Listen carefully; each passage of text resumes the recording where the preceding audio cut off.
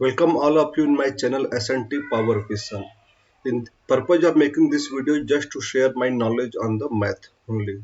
So here we start working on the 10th class RS Agrawal books. This is chapter 1 real number here. Since you are the 10th standard, so I hope that you all knowing the what is real number. So we don't go into the definition and all here. So we'll come on the first question here. What do you mean by Euclid's division lemma here? It's just a theoretical question here since we are going to use this method in for the next 2-3 question here. So we should know here what is Euclid's division lemma here. It is just a fundamental theorem in number theory that essentially states that any integer a can be divided by another positive integer b and leave a remainder r here, where r is greater than or equal to 0 but less than b here. So mathematically it can be expressed as follow. Given two positive number a and b, there exists a unique integer q, q stands for quotient and r for remainder, such that a is equal to bq plus r here. So where 0 means r greater than equal to 0 and less than b here. In simple term, we will try to understand here. If you divide any positive integer a by any positive integer b, you can express a as a multiple of b plus a remainder r, where multiple means here quotient here, where r is less than b here. For example, just take an example, a is equal to 23 and b is equal to 5. These two number. So if we divide 23 by 5, we will get quotient as 4 and the remainder as a 3 here. So 23 equal to 5 into 4 plus 3. So this lemma is so often used in the number theory proofs algorithm. So here we start working on question number 2. Question number 2 is a number when divided by 61 gives 27 as a quotient and 32 as remainder. So what will be the find the number here? So we'll follow the same method. Dividend is equal to quotient into divisor plus remainder here. So given quotient is equal to 27, remainder is equal to 32 and divisor is equal to 61 here. So we'll put the value here. Here if you're not comfortable, you can take like A, B, C or X, Y, Z, whatever you are comfortable and form the equation, and after we'll get the value here. So dividend equal to 27 into 61 plus 32 is equal to 1647 plus 32. So its number is the 1679 here.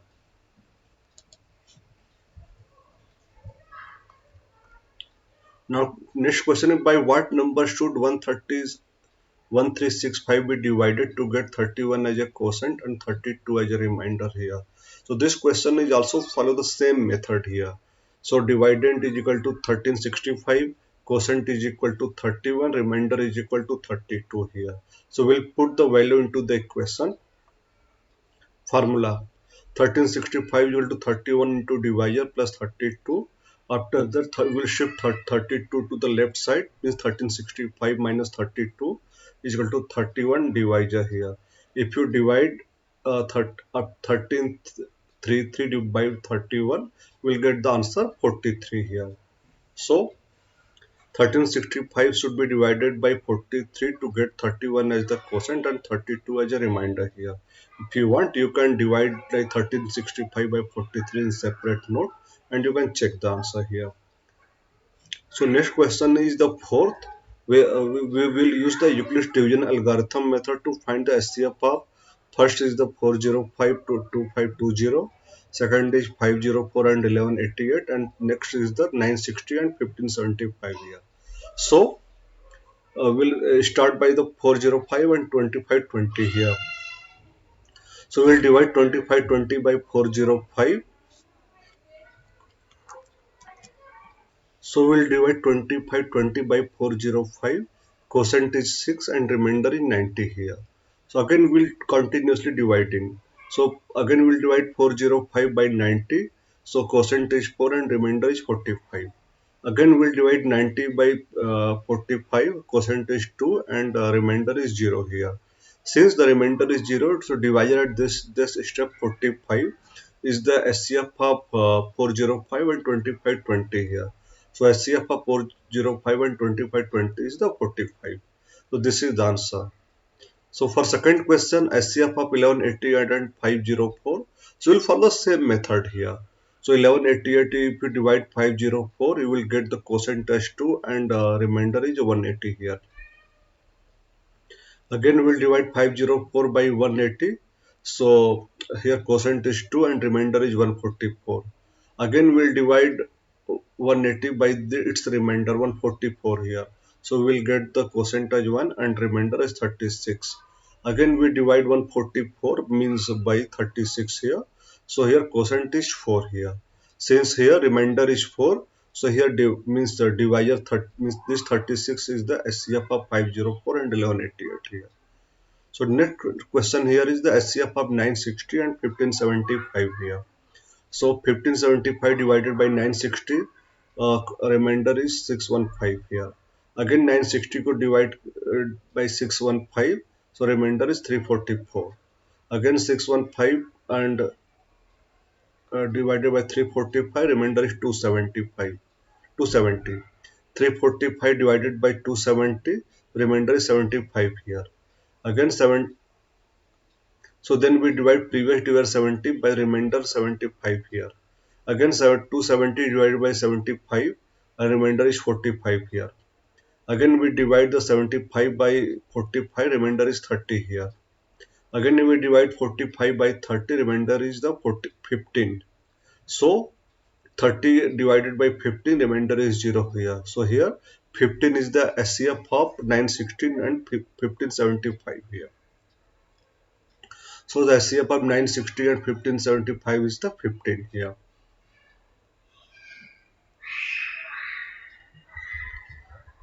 Here, the next question is show that every positive integer is either even or odd here. So this is just a theoretical question we have to prove here. So here I'll explain it. To prove that every positive integer is either even or odd, we need to show that any positive integer n can be classified as either even or odd, and that no positive integer can be both even and odd simultaneously. It means at a one point of time one number can be either even or odd, cannot be both here. So definition of even and odd number is, suppose if definition means number is even, so it will be n is equal to 2k, means it will be multiple of 2. If number is odd, so it will be multiple of 2 plus 1 or minus 1. You can do anything here. So let's consider any positive integer n here. If n is even, then it can be written as n is equal to 2k for some integer k. Just take example 6, 2 into 3 here. So 3 is the integer here. If number is odd means 7, it will be 2 into 3 plus 1, means 2 is n is equal to 2k plus 1 for some integer k. Fulfilling the definition of odd number here. Exclusively of even and odd clarification here. If an integer cannot be simultaneously satisfy both condition of being even or odd, it means at one point of time a number can be either odd or even. It cannot be both here.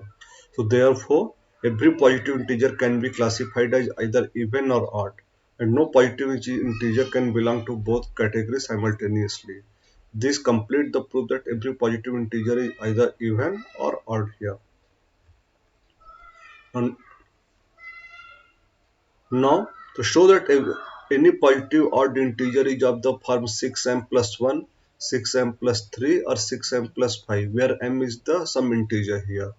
So to prove that any positive or odd integer is of the form 6 plus m, 6m plus 1, 6m plus 3 or 6m plus 5, where m is some integer, we can use the fact that every positive odd integer can be expressed as the form of 2k plus 1 here. If k is an integer, will show that 2k plus 1 can be written in the form of 6m plus 1, 6m plus 3, 6m plus 5 here. So take another example like 13, we can write 13 into 2 into 6 plus 1, 57 is equal to 9 into 6 plus 3, 47 into 7 into 6 plus 5. Like that we can verify any number. If it is odd, then it can be written in the form of 6m plus 1, 6m plus 3 or 6m plus 5 here. So let's consider any arbitrary positive odd integer 2k plus 1, where k is an integer. If it Let's take m is equal to 3k. Then 6m plus 1 is equal to 6 into 3k plus 1 means if multiply 6 into 3k means 18k plus 1. So 2 into 9k plus 1 here. Since 9k is an integer, so 6m plus 1 is the form 2k plus 1 here. Like that we can prove for another one 6m plus 3 and 6m plus 5 also. The same method we following the things. So therefore, any positive odd integer 2k plus 1 can be expressed one in the form of 6m plus 1, 6m plus 3 or 6m plus 5 where m is some integer. So this complete the proof here. Next question. Show that any positive odd integer is of the form 4m plus 1 or 4m plus 3 where m is some integer. So to prove that any positive odd integer is of the form 4m plus 1 or 4m plus 3 where m is some integer, we can use the fact that every positive odd integer can be expressed as 2k plus 1 where k is an integer here. We will show that 2k plus 1 can be rewritten in the form of 4 plus m or 4m plus 3 here. So 15 is equal, so just take an example here. We can write 15 is equal to 4 into 3 plus 1. 25 is equal to 4 into 6 plus 1 here. So like that we'll prove here. Let's consider any arbitrary positive odd integer 2k plus 1 where k is an integer in the form of 4m plus 1 here. So let's make m is equal to 2k here. Then 4m plus 1 is equal to, since m is equal to 2k, so 4 will replace m here with the 2k is equal to 8k plus 1. So here it means 2 into 4k plus 1 here. Since 4k is an integer here, so 4m plus 1 is the form of 2k plus 1 here. Now for the form 4m plus 3 here, let's take m is equal to 2k plus 1 here. So here 4m plus 3 means 4 into 2k plus 1 plus 3. 8k plus 4 plus 3 is equal to 8k plus 7. So 2 into 4k plus 3 plus 1 here. Since 4k plus 3 is an integer here, so 4m plus 3 is the form of 2k plus 1. Therefore, any positive odd integer 2k plus 1 can be expressed in one of the form 4m plus 1 or 4m plus 3, where m is some integer. This completes the proof here. Now next question number 8 is, for any positive integer n, prove that n cube minus n is divisible by 6 here. So first here we'll factorize the n cube minus n here. So once factorize it here, it this one.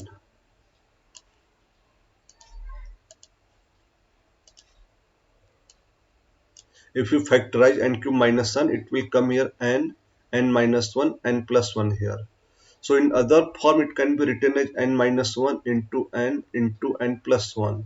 Means it is multiplication of three consecutive number here. So just take an example here like 1, 2, 3, it will come 6 here.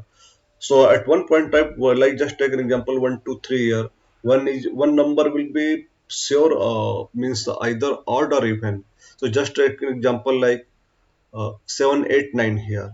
So here one number will be even and two number is odd here. Just a 6, 7, 8 here. So one number is odd and two number is even here. So let's consider three consecutive number n minus 1, n and n plus 1. At least one of these three consecutive number is divisible by 2 here, and at least one of them is divisible by 3 here.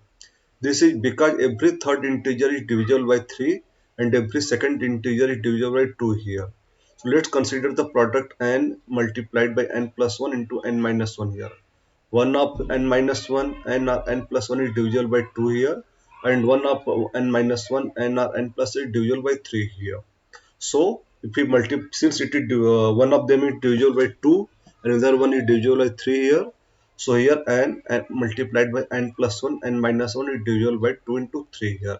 When you can correlate with any example here. Take here, just take an example 5, 6, 7 here. So 5 is the prime number, 6 is divisible by 2 here, 2 into 3 and 7 here. So here since 6 come in the middle, so it is divisible by 6 here. If you take like 7, 8, 9 here, so 7 is a prime number, leave it. 8 is divisible by 2 here, After that 9 is divisible by 3 here. So 2 into 3 multiplied by 6 here. Yeah, so 7, 8, 9 combination is divisible by 3. Like that you take any 3 consecutive number, it will be divisible by 6 here. Prove that if x and y are Prove that if x and y are both odd positive integer, then x square plus y square is even, but not divisible by 4 here. So prove that x square plus y square is even but not divisible by 4 when x and y are both odd positive integer. We can approach it using properties of odd and even number. If x and y are odd positive integer, let's express x and y in the terms of odd number here. Just take an example, x equal to 2m plus 1 and y is equal to 2n plus 1 here. So we'll take x square into y square is equal to 2m plus 1, 2m plus 1 square, 2n plus 1 square here.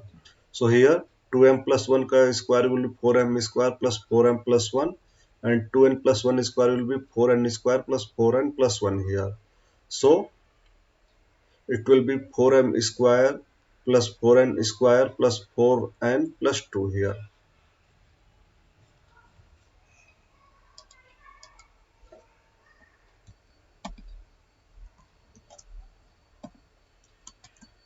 Here. If you see here, all the number are multiplication of 4 here except the last one 2 here. So here we can see that even if x square plus y square, if both are odd here, so it won't be can't be divided by 4 completely here. So now next question is here. Use Euclid's algorithm to find the SCF of 1190 and 1445 here. Express the SCF in the form of 1190 and 445. 1445 here. So we'll find the 1190 and 45 by Euclid method here. So we'll follow the same methodology. So 1445 is equal to 1190 plus 255. Again 1190 equal to 4 into 255 plus 170. So next step here 255 is equal to 170 plus 85. So 170 is equal to 2 into 85 plus 0 here. Since here remainder is 0 here, so 85 is the SCF here. So again we'll go the we'll follow the go the reverse way here from here. So we can see 85 equal to 255 minus 75. 85 equal to 255 minus 170 here. Again 170 is equal to 1190 minus 4255. If you see here 85 equal to 255 minus 1190 plus 4 into 255 here.